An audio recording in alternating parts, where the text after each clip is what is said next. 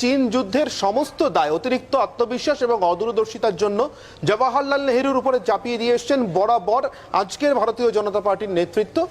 উত্তরাধিকার সূত্রে নরেন্দ্র মোদী, অমিত শাহ তার ব্যতিক্রম নন। চীন ভারত সংঘর্ষে 20 জনের বেশি ভারতীয় সেনা প্রাণ হারিয়েছে, আহত হয়েছে আরও অনেকে। নিহতের সংখ্যা আরও বাড়তে পারে বলে ভারতীয় মিডিয়ার দাবি। গালওয়ানে প্রকৃত নিয়ন্ত্রণ রেখায় ফের চীনা উস্কানি, সীমান্তে নতুন করে ভারত চীন উত্তেজনা। রাতে এক কর্নেল সহ 3 ভারতীয় সেনার মৃত্যুর খবর জানা যাচ্ছে এবং উত্তেজনা প্রশমনে এই মুহূর্তে দুদেশের সেনা আধিকারিকরা তারা বৈঠকে বসেছে। তখন তার কি জবাব দেশের মানুষের কাছে দেবেন নয়াদিল্লির বিশেষ করে সরকারের অংশ হয়ে যারা রয়েছেন, প্রধানমন্ত্রী, স্বরাষ্ট্রমন্ত্রী, প্রতিরক্ষা মন্ত্রী, বিদেশমন্ত্রী? কূটনৈতিক ব্যর্থতা তো বটেই, কিন্তু তার সঙ্গে সঙ্গে যখন নিজের সীমানাকে সঠিকভাবে প্রোটেক্ট করা যাচ্ছে না, শত্রুপক্ষের হাতে নিজের সেনা প্রাণ দিচ্ছে, তখন তার জবাব কিভাবে দেবেন সেটাও তো একটা বড় প্রশ্ন, জ্যোতির্ময়। In the remote western Himalayas, there is little evidence of what led to Indian and Chinese soldiers engaging in a deadly brawl at their border on Monday. India's army said there were casualties on both sides, but not. Open দাইস মানে সত্যকে সত্য বলা, মিথ্যেকে মিথ্যে বলা। আমরা শোনা কথা নয়, চোখে যা দেখি তাই বলি। আপনারা ইতিমধ্যে জেনে গেছেন ভারত চীন যুদ্ধ বেঁধে যাওয়ার অবস্থায় দাঁড়িয়ে আছে। সীমান্তে ইতিমধ্যে ভারতীয় 20 সৈন্য নিহত হয়েছে চীনের হামলায়। লাদাখ সীমান্তে এখন দুই দেশের টান টান উত্তেজনা।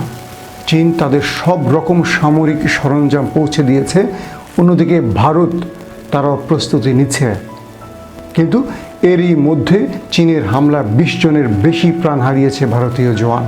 দর্শক, ভারত চীনের এই উত্তেজনার মধ্যে ভারতের পাশে নেই এশিয়ার কোনো রাষ্ট্র। যখন এশিয়ার প্রতিবেশী রাষ্ট্রের সমর্থন দরকার ভারতের, তখন ভারত অনেকটা নিঃসঙ্গ হয়ে পড়েছে। তার কারণ ভারতের পররাষ্ট্রনীতি এবং আগ্রাসী মনোভাব। ইতিমধ্যে ভারত বড় রাষ্ট্রের তকমা নিয়ে ছোট রাষ্ট্রের উপর যেরকম আগ্রাসন চালিয়েছে, আজ তার ফল পাচ্ছে। আসুন আমরা একটা ভারত চীনের যুদ্ধ পরিস্থিতি নিয়ে একটা প্রতিবেদন দেখে আসি।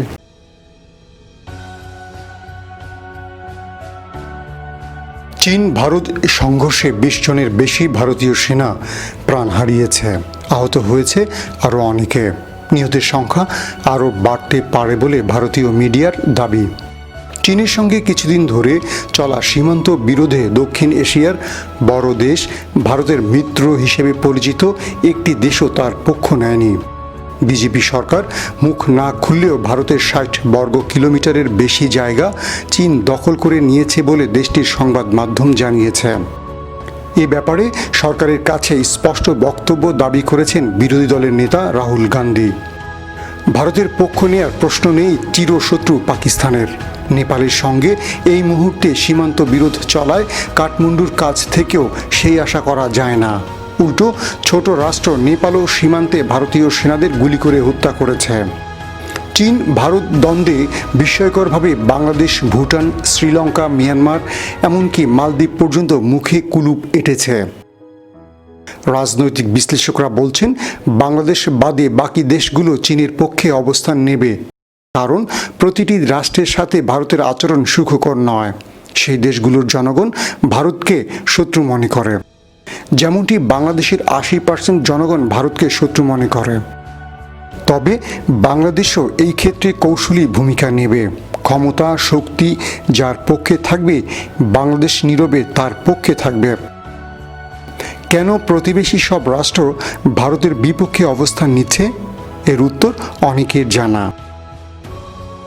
এশিয়ার বড় রাষ্ট্রের খেতাব নিয়ে ভারত প্রতিবেশী ছোট রাষ্ট্রের উপর নিয়মিত আগ্রাসন চালায়। বন্ধু সেজে নিজের অধিকার ষোলোআনা বুঝে নিয়ে ছোট রাষ্ট্রের থালা শূন্য করেছে ভারত। প্রতিবেশীদের সব বিষয় নাক গলিয়ে দেশগুলোর জনগণের ঘৃণা কুড়িয়েছে ভারত। তাই চীন ভারত যুদ্ধে একা হয়ে পড়েছে মোদির আগ্রাসী ভারত। যখন বিশ্বের সকল গণমাধ্যম প্রচার করছে চীনের হামলায় 20 জন জওয়ানের প্রাণ গেছে ভারতের, তখন প্রতিবেশী একটি সরকারও দিল্লির পক্ষে রা করেনি। বরং প্রতিটি দেশের সংবাদ মাধ্যমের ঝোঁক যেন চীনের প্রতি। তাই চীন এশিয়ার বাকি রাষ্ট্রের নীরব সমর্থন পেয়েই ভারত দখলের পরিকল্পনা এঁকেছে। ইতিমধ্যে অনেকটা স্বপ্রণোদিত হামলা করে ভারতের অর্ধশত সেনাকে হতাহত করে তারা। চীন জানে প্রতিবেশী কেউ ভারতের পক্ষে সুর তুলবে না। ভারতের রাজনৈতিক বোদ্ধারা বুঝতে পারছেন মোদী সরকারের ভ্রান্ত পররাষ্ট্রনীতি প্রতিবেশী দেশগুলোকে খেপিয়ে তুলেছে।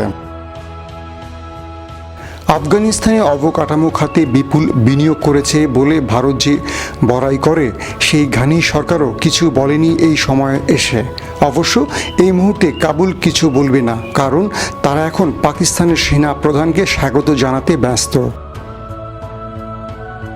যদি তাই হয় তাহলে চারদিকে এত ক্ষুব্ধ রাষ্ট্র নিয়ে ভারত কিভাবে এগোবে?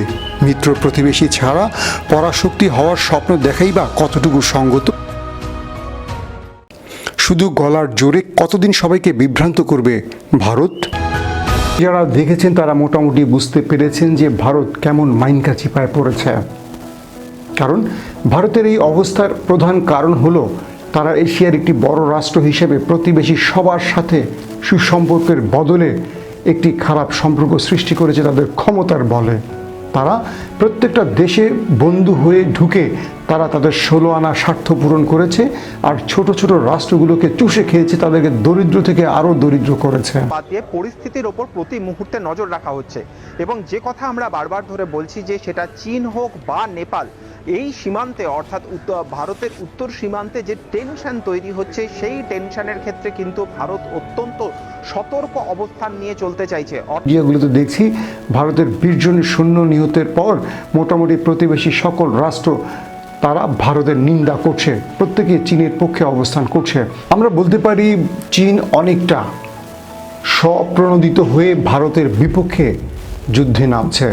চীন চাইছে এই মুহূর্তে ভারত তাদের সাথে যুদ্ধে মেতে উঠুক, কারণ তারা ভারতের সঙ্গে যুদ্ধের জন্য সব রকম প্রস্তুতি গ্রহণ করেছে। সেনাবাহিনীর তরফ থেকে যাতে সব রকম পরিস্থিতির জন্য তৈরি থাকা হয়, কোনোভাবে যাতে কোনো পরিস্থিতিতে যাতে সেনাবাহিনী যাতে পিছুপা না হয়, সেই বিষয়টি তৈরি রাখা, এবং সেই কারণের জন্যই আজকে বিপিন রাওয়াত সহ সেনার 3 কর্তার সঙ্গে রাজনাথ সিং তিনি বৈঠক করেছেন। আর আমরা দেখছি অন্যদিকে ভারত মোটামুটি নিঃসঙ্গ হয়ে পড়েছে। তারা তাদের প্রতিবেশী কোনো রাষ্ট্রের পক্ষ থেকে এখন পর্যন্ত কোনো সাপোর্ট পায়নি, কিংবা ভারতের উপর চীনের যে আগ্রাসন শুরু হচ্ছে বা তাদের যে 20 জন জওয়ানকে হত্যা করেছে, তার ফলশ্রুতিতে প্রতিবেশী কোনো রাষ্ট্র এখন পর্যন্ত কোনো কথা বলেনি। এতে করে বোঝা যাচ্ছে প্রতিবেশী রাষ্ট্রগুলো চীনের পক্ষেই আছে, ভারত মোটামুটি নিঃসঙ্গ বা একা হয়ে পড়েছে। কেন ভারত একা হয়ে পড়েছে? ভারত তার প্রতিবেশী রাষ্ট্রের উপর যেরকম জুলুম, নির্যাতন, আগ্রাসী মনোভাব চালিয়েছে, এটা তারই ফল। আমরা জানি ভারত প্রতিবেশী রাষ্ট্রের সঙ্গে বন্ধু সেজে প্রবেশ করে, তাদের 16 আনা অধিকার বুঝে নেয়, কিন্তু প্রতিবেশী ছোট রাষ্ট্রগুলোকে দরিদ্র থেকে আরও দরিদ্র করে দিয়েছে। আমরা দেখেছি বাংলাদেশের ক্ষেত্রেও তাই হয়েছে। ভারতের এই আগ্রাসী মনোভাব আজকে ভারতকে একা করে দিয়েছে। প্রতিবেশী রাষ্ট্রের সমর্থন খুব প্রয়োজন। অন্যদিকে চীন মোটামুটি এশিয়ার বাকি রাষ্ট্রগুলোকে তাদের পক্ষে নিয়ে আসছে, যে কারণে চীনের হামলার পরও বাকি রাষ্ট্রগুলো এখন নীরব দর্শকের ভূমিকায় আছে।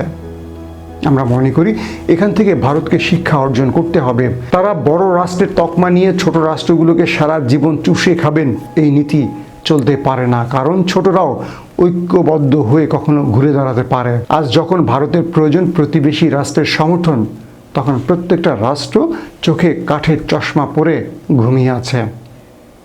এটাই ভারতের জন্য একটি শিক্ষা। আমি মনে করি বিজেপি সরকারের পররাষ্ট্র নীতি ভারতকে আজ ডোবাতে বসেছে। এখনও সময় আছে ভারতের সব রাষ্ট্রের সাথে বন্ধুত্বপূর্ণ সম্পর্ক সৃষ্টি করা, কেবল স্বার্থে নয়, প্রতিবেশী হিসেবে। সবাই ভালো থাকবেন। আল্লাহ হাফেজ। আমাদের ভিডিও যদি আপনাদের ভালো লেগে থাকে তবে সাবস্ক্রাইব করে বেল বাটনে একটা ক্লিক করুন। ওপেন দাইস, সত্য ও সুন্দরের পক্ষে। আমাদের সাথেই থাকুন।